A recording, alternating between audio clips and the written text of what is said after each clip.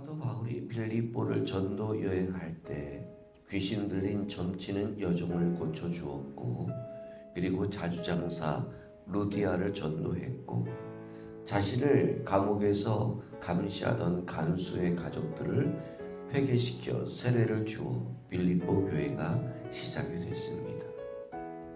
그리고 그 빌립보 교회를 몇 차례 더 사도 바울은 방문하게 되었습니다. 그러다가 바울은 뜻하지 않게, 아니 어쩌면 하나님의 의도된 계획일지도 모르겠지만, 복음을 증거하다가 감옥에 갇히는 일들이 비일비재합니다. 혹자는 이 빌립보서가 로마 감옥에 갇혀 있을 때 썼던 편지일 것이다 라고 얘기를 하고, 혹자는 로마 감옥이 아닌 다른 감옥에 잠시 갇혀 있을 때 쓴 글이다 라고 얘기하기도 합니다. 다만 어디가 중요한 것이 아니라 사도 바울은 지금 자신의 잘못으로 인해 매여 있는 것이 아니라 하나님의 복음을 위해, 예수의 복음을 위해 지금 부자연스러운 상태로 얽매여 있는 상황임을 우리에게 보여주고 있는 거지. 로마 감옥이면 어떻고 다른 감옥이면 어떻습니까? 내 죄값을 치르기 위해 감옥에 갇힌 것이 아니란 말입니다. 예수의 복음을 증거하다가 이유 없이 매를 맞기도 했고요. 예수의 복음을 증거하다가 같은 유대 사람들의 돌멩이를 맞고 성 밖으로 시체인 양 집어 던져지기도 했고요. 예수의 복음을 증거하다가 자신을 죽이기 위해 조직적으로 움직이는 그 암살단과 같은 사람들의 목숨의 위협을 피해 이리저리 도망다니던 바울의 인생이었습니다. 어떻게 보면 바울은 그저 하나님의 일을 하면서 외롭게 아무도 그를 도와주거나 아무도 그에게 손을 내밀어 주지 않는 인생을 사는 것처럼 보였습니다. 그런데 오늘 우리가 읽은 3절에서 11절까지를 보면 이 빌립보 교인들을 향한 간절하고 그리고 깊이가 있는 감사의 고백을 하는 바울의 모습을 보게 됩니다. 어떤 감옥에 갇혀 있는지 모르겠지만 바울이 감옥에 갇혀 있다는 소식을 듣자마자 이 빌립보 교회는 헌금을 넣습니다. 그리고 그 헌금으로 요즘 말로 하면은 영치금이라고 하지요. 그 바울이 갇힌 감옥에다가 그 헌금을 전달합니다. 그리고 그곳에서 바울이 겨울을 날 수 있는 옷을, 그리고 먹을 수 있는 음식을 먹게끔 도와줍니다. 그러한 빌립보 교인들의 마음 씀씀이에 감사해서 바울이 쓰고 있는 것이 빌립보서입니다. 그 중에서 오늘 우리가 읽은 3절에서 11절은 그 빌립보 교인들을 향한 구구절절한 감사의 고백이 담겨져 있기도 합니다. 저는 오늘 이 3절에서 11절까지 빌립보 교인들을 향한 감사의 고백 속에서 몇 구절만 함께 생각해 보려고 합니다. 4절을 보십시오. 간구할 때마다 너희 무리를 위하여 기쁨으로 항상 간구하고. 바울은 이 빌립보 교인들을 항상 기쁨으로 간구하고 있다라고 고백합니다. 나를 도와줬기에 기도하는 것이 아니라 항상 자신이 증거한 예수의 복음을 듣고 세워진 유럽 최초의 교회이듯이 이 빌립보 교회는 항상 사도 바울의 기도의 제목이었습니다. 이 모습이 우리 교회에서도 있기를 바랍니다.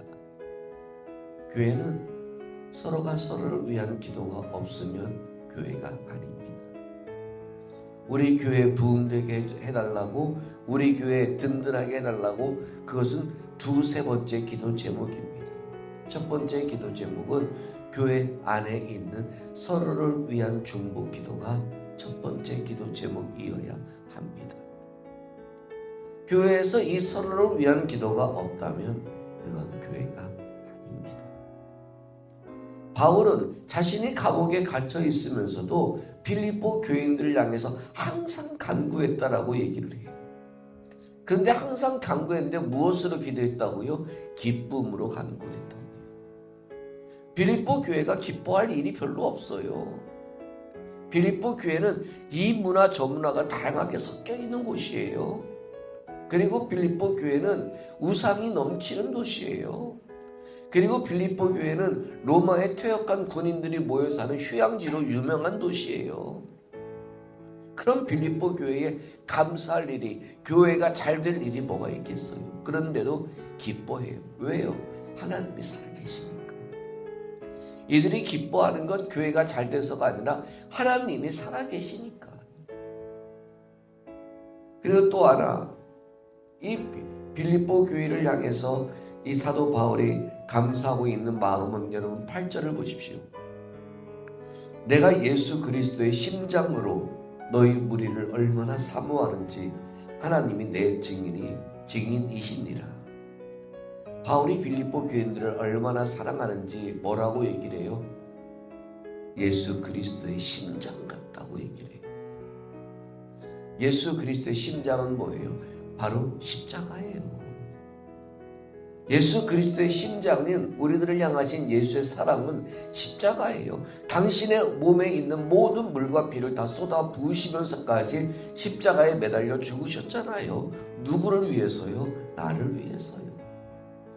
그 사랑이에요.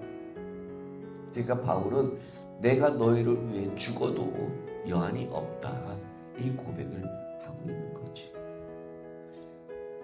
저와 여러분들이 이러한 고백을 받고 살아가는 사람들이라면 얼마나 행복하겠어요.